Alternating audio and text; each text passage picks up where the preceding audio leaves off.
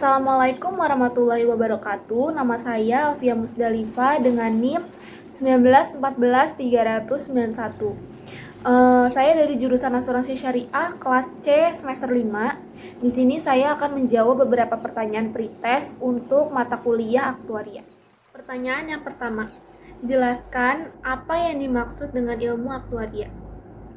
Ilmu aktuaria adalah bidang ilmu yang menerapkan metode matematika dan statistika yang digunakan untuk mengukur risiko dalam asuransi, produk-produk keuangan, serta industri dan profesi lainnya.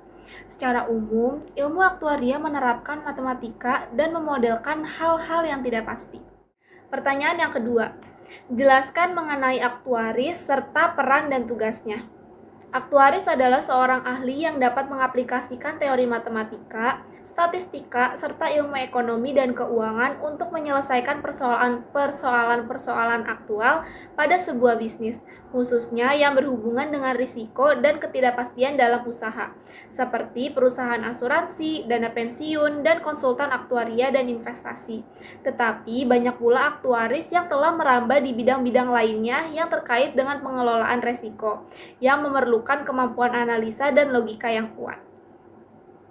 Karena sebagian besar seorang aktuaris memang bekerja di sebuah perusahaan asuransi, jadi peran dan tugasnya tidak akan jauh-jauh dari merancang produk asuransi, menentukan premi, memperkirakan probabilitas dan kemungkinan biaya untuk suatu kejadian, hingga meminimalkan resiko dan memaksimalkan keuntungan dari suatu produk. Pertanyaan yang ketiga yaitu sebutkan jenis-jenis pengelompokan asuransi. Jenis-jenis asuransi ini dibagi menjadi dua, yaitu asuransi jiwa dan asuransi umum. Yang pertama yaitu asuransi jiwa, diantaranya seperti asuransi jiwa berjangka, asuransi jiwa seumur hidup, asuransi jiwa unit link, asuransi jiwa dwiguna, asuransi dana pensiun, asuransi kesehatan, dan lain sebagainya. Yang kedua yaitu asuransi umum, diantaranya seperti asuransi kendaraan bermotor, asuransi rumah dan properti, asuransi pendidikan, asuransi perjalanan, dan lain sebagainya. Itu saja yang dapat saya sampaikan, kurang lebihnya mohon maaf. Terima kasih sudah menonton. Wassalamualaikum warahmatullahi wabarakatuh.